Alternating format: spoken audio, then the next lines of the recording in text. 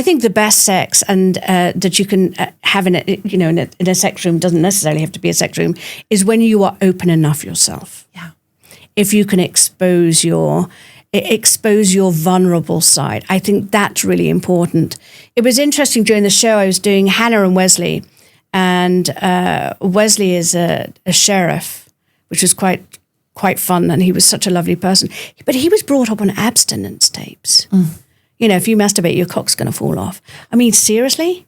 Well, so when he was with Hannah, his wife opened his world up for him a little bit more. But then when I took them to a dungeon, I saw them actually shut down and were quite shocked about going there. And it wasn't to shock them in a way, it was actually to help push their boundaries. Yes. So that they could actually say, okay, this is for me and this is not for me. Yeah. So when there was something wasn't right, we moved on to something else. And I think that's really what, a room is about, is trying different things with your partner and seeing what either of you like, or what you can both do together and achieve. It's like writing the first chapter of a novel, It's you're creating your new chapters together, and a different journey. Yes. A new journey together. The other thing I love about a sex room is, like, if I think about all the things that we want to make important, right? Like, let's say just eating well, eating healthy. Yeah.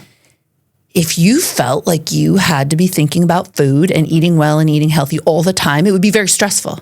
You think about it when you go to the kitchen, right? Or when it's time for lunch.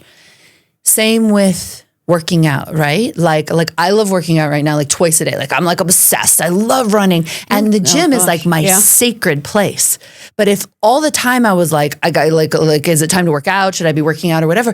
When I think psychologically, what we do as couples is we think we're supposed to like be sexually charged all the time, or be really into our partners, or we're like sleeping and you wake up and should you be having hot sex, or are the people on Instagram having really hot sex right now? There's this like, because we don't contain our sexuality and say, okay, when we show up here, we're going to go all the way, right? When I step foot in the gym, it's game time, right? Right. But it's not game time right now. And I feel better about that. I think with a sex room, you could get much clearer psychologically on like, now it's game time. And that doesn't mean I'm not consensual or I don't do things I don't want to. It just means I'm going to bring my whole self to the erotic experience of my relationship right now.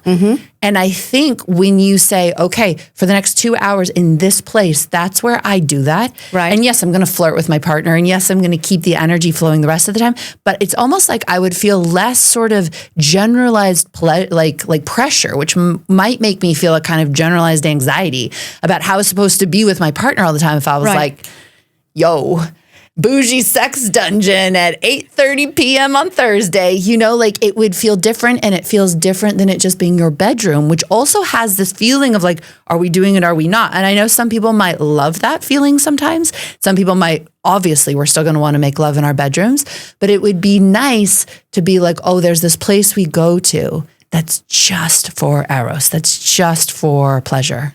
Oh, absolutely. But I also think it's the setup to that. Yeah. It's, we all live such busy lives at the moment. There's all this, there's a lot of people that want to enjoy having sex with their partners, but they don't feel that they're sort of like centered in their own body. They're not accepting of their own body. They feel body shamed and stuff like that. So we have all these outside stresses along with all this body dysmorphia.